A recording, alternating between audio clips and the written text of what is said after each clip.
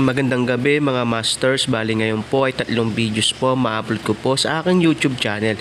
Tama nga mga masters, 3 videos nga po ma-upload ko po. Yon, what's up mga masters? Nandito na naman tayo sa panibagong araw, panibagong kabanata na naman ang pagsasama-samahan natin ngayon guys.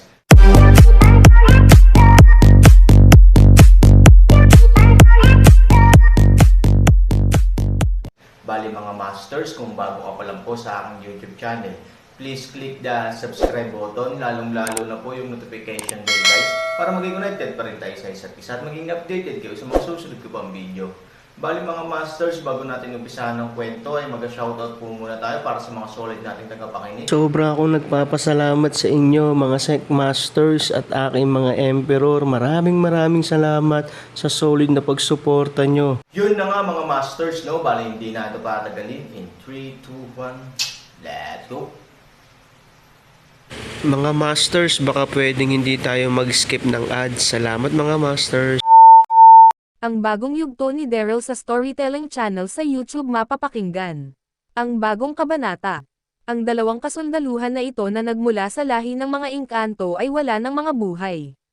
At ngayon maaari nyo nang ilagay sa inyong hinukay ang katawan ng inyong kasamahan. At tulungan nyo ako na itago ang katawan at ulo ng mga kasundaluhan na ito. Dahil alam ko maya-maya, magtataka na ang mga kasundaluhan na nasa loob ng kaharian na iyan. Kung bakit hindi pa kayo nakakabalik, sabi ni Daryl, nang marinig ito ng dalawang kalalakihan. Ito ay agad-agad na tumugon at sinabi, "Masusunod Sec Master Daryl, salamat talaga sa iyong ginawang pagligtas sa amin." At agad-agad nilang nilibing ang katawan ng kanilang kasamahan. At nang matapos na nilang matabyunan ng lupa ang hukay, ang isa sa dalawang kalalakihan ay nagsalita at sinabi, "Sec Master Daryl, kailangan pa ba natin itago ang mga katawan ng dalawang kasundaluhan na ito mula sa lahi ng mga engkanto?" Sabi ng isa sa dalawang kalalakihan. Nang marinig ito ni Daryl, ito ay nagsalita at sinabi, "Oo, kailangan natin maitago ang katawan ng dalawang kasundaluhan na ito. Dahil may naisip ako na isang paraan para mailigtas ko pa ang ibang mga kalalakihan na nasa loob ng kaharian. Sa tulong niyong dalawa, magagawa ko ito," sabi ni Daryl. Nang marinig ito ng dalawang kalalakihan ang dalawa ay nagkatinginan. At ang mga ito ay nagsalita at sinabi, "Kinagagalak namin na makatulong sa tulad mo Sec Master Daryl. Nung kami ay nasa mundo pa ng mga tao, at hindi pa nakukubkab ng mga engkanto. Matagal na namin pangarap na makasama ka. At may magawa na isang gawain na makakatulong sa iyo. Labis namin gagawin ang iyong nais ipagawa Sec Master Daryl," sabi ng dalawang kalalakihan ng sabay. At ang isa sa dalawang kalalakihan ay muling nagsalita at sinabi, "Kung ganun Sec Master Daryl, ano ang iyong naiisip na paraan para mailigtas natin ang mga kasamahan namin na nasa loob ng kaharian?" Sabi ng isa sa dalawang kalalakihan. Nang marinig ito ni Daryl, ito ay nagsalita at sinabi, "Naisip ko, ang isang baluti ng mga kasundaluhan na ito ay aking gagamitin at magpapanggap ako na isa sa mga kasundaluhan ng lahing engkanto. At ibabalik ko kayong dalawa sa loob ng kaharian. Para tayong tatlo ay makapasok ng walang pangamba na baka tayo ay mapansin ng mga engkanto. At kapag hinanap nila ang isa pang sundalo sa lahi ng engkanto, nakasakasama nyo na tumungo dito. Sasabihin ko na ang isa na iyon ay tumungo sa kaharian ni Haring Harry at may nais itong iulat sa kanya. Upang hindi tayo mahalata kung bakit tatlo lang tayong nakabalik sa loob. Kailangan bago pa kayo hanapin ay makapasok na tayo sa loob ng kaharian." Sabi ni Daryl. Nang marinig ito ng dalawang kalalakihan, ang isa ay nagsalita at sinabi, "Napakagandang idea Sec Master Daryl. Tama ka, kailangan na natin agad makapasok at makabalik sa loob bago pa maghinala ang mga engkanto." "Oo nga pala Sec Master Daryl. Hindi pa kami nagpapakilala sa iyo. Kung iyong mararapatan Sec Master Daryl, hayaan mo na kami ay sabihin sa iyo ang aming pagkakilanlan. Ako si Z. Ako ay dati din isang cultivator na nagtataglay ng middle rank ng spiritual na lakas. Ngunit dahil sa nangyaring pagkubkab sa akin ng mga lahing engkanto at dinala sa mundong ito, ang hari nila ay kinulong ang aking spiritual na lakas sa isang bote na mahiwaga. Kaya ngayon ako ay isang normal na lamang na tao," sabi ng isa sa dalawang kalalakihan na nagngangalang Z. At nang marinig ito ng isa pang lalaki, Ito ay nagsalita din at sinabi. Ganon din ako, Sect Master Daryl. Isa din akong cultivator sa ating mundo ng mga tao. At tulad ni Z, ang aking spiritual na lakas ay nasa middle lamang. Tulad niya, hindi ko na napalakas ng husto ang aking spiritual na lakas. At ang rurok ng pagiging isang cultivator. Bagkus, ang aking spiritual na lakas na tinataglay ay agad-agad at basta-basta nawala. Dahil sa kagagawan ng hari ng mga engkanto. Oo nga pala, Sect Master Daryl, ako nga pala si Shal. Sabi ng isa pang lalaki na nagngangalang Shal kay Daryl. Nang marinig ito ni Daryl, ito ay nagsalita at sinabi, ganun pala kayong dalawa ay mga cultivator din. Kaya pala ganun na lang din ang lakas ng loob na mayroon kayo. Nakita ko kung paano nyo pinagtangkan ang buhay ng dalawang kasundaluhan na ito na nagmula sa lahi ng mga engkanto. Napabilib nyo ako sa inyong katapangan at lakas ng loob na tinataglay.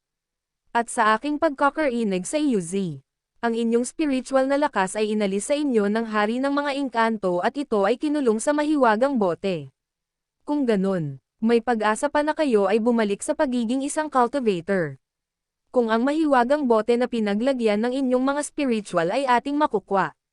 At alam ko na ang mga mahiwagang bote na iyon ay posibleng nakatago sa loob ng kaharian ni Haring Hari. Sana ay tama ako ng iniisip. Huwag kayong mag-alala, maibabalik natin ang inyong mga spiritual na lakas. Sa ngayon, ang kailangan muna natin magawa ay mailigtas ang mga kalalakihan na nasa loob ng kaharian na ito. Sabi ni Daryl, nang marinig ito ng dalawang kalalakihan na nagngangalang Z at Shal.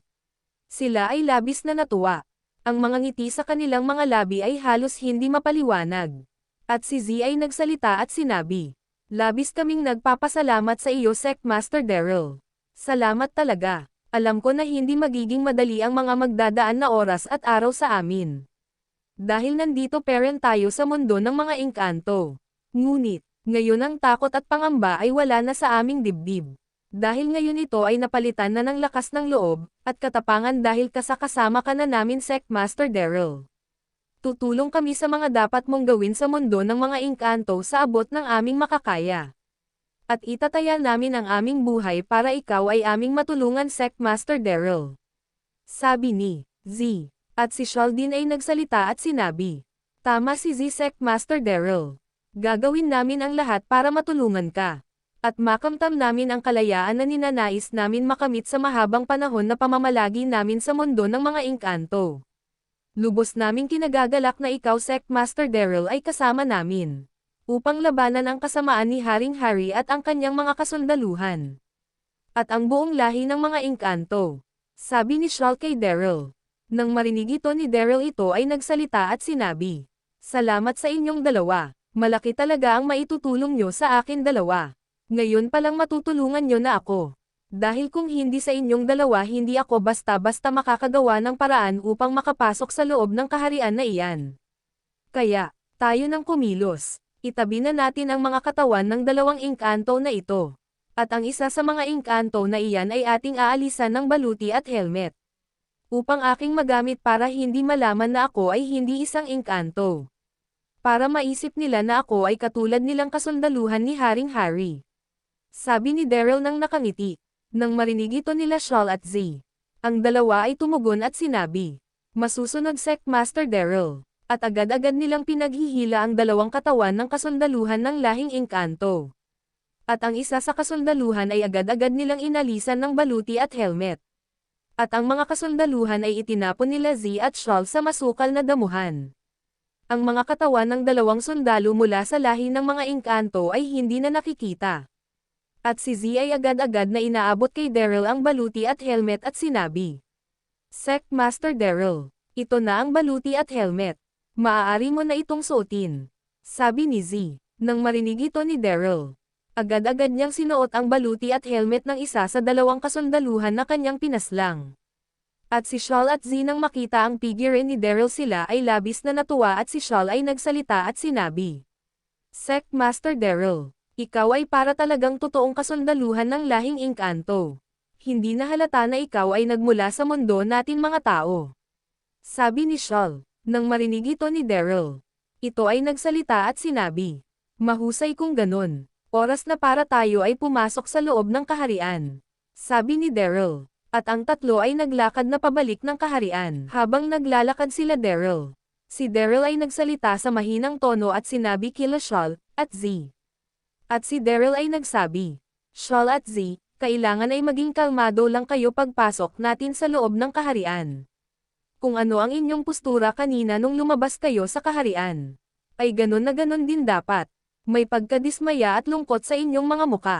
Dahil sa pagkawala ng buhay ng isa sa inyong kasamahan. Upang hindi mapansin ng mga kasundaluhan ng lahing engkanto na mga nasa loob ng kaharian.